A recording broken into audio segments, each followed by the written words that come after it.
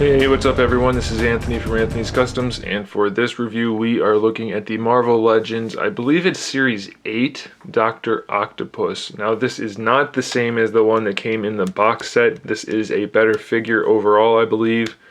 The one in the box set did come with an overcoat, the lab coat.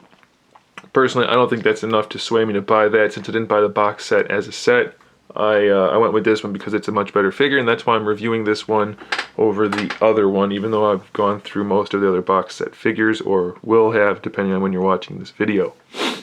He stands about 6 inches tall, so he's pretty much in scale. He's a little bit shorter since most of the figures are a little over 6 inches tall, so that's pretty fitting for him. He definitely has the appropriate sculpt, a little bit of a belly. Not exactly the most athletic physique. They did do a lot of sculpting of the wrinkles in the outfit, so that looks really nice. The sculpt works good on this guy. His face, I think, probably could use a little bit better sculpting. I'm not sure if there's a version of him in the comics where his face looks like that.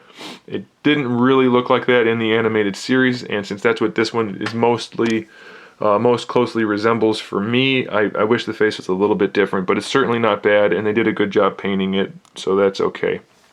Obviously, he has the 4 tentacles. They're a little bit heavy, so it's kind of hard to pose him sometimes, kind of hard to get him to stand, but if you bring them forward enough, the weight will balance out, and he should be able to stand pretty easily. They are this nice silver color with kind of a black dry brush slash wash. I'm not sure about that, and they are completely bendable from here to here. Then we have the ends that swivel, and they have a hinge where they connect to the ball piece and another hinge here. So they're pretty poseable. They're not super stiff, so I wouldn't plan on like picking up another figure with it unless you kind of tie them up with a twist tie or something. I don't think they could hold that. The claws themselves, certainly not the arm itself, so you're going to have to do some trickery to get that to work, but he does have these nice tentacles. I think they're the best ones we've seen, really. There is the that one other one from the Spider-Man Classics line that had a slightly different set of tentacles. I didn't care for them quite as much, so this is definitely the one to go with.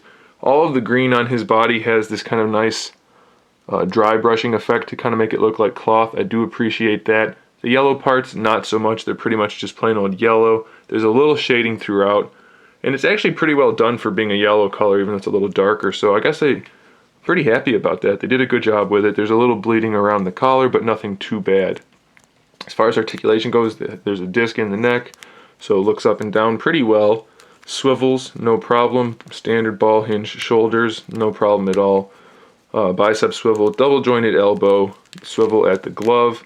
There's a wrist hinge and a finger hinge. Not so useful, but it is there.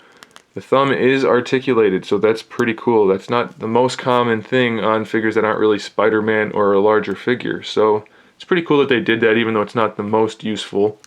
He doesn't have an ab crunch. He does have kind of an ugly waist swivel, but it is Doc Ock, guys. You're not going to be posing him all over the place, so it's not the biggest problem for me. That is, torso articulation isn't the greatest. He does have T-jointed hips.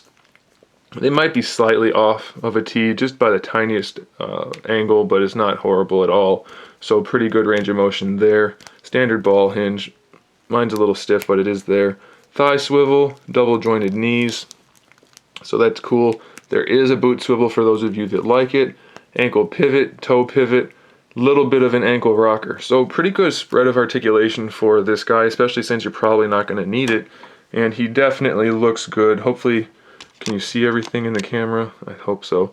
It's definitely a nice piece to put on the shelf. It fits in with just about any Spider-Man figure you put it in front of, so I definitely recommend this guy 100%. Alright guys, thanks for watching. Stay tuned for more figure reviews, custom figures, and other good stuff. And in the meantime, keep collecting.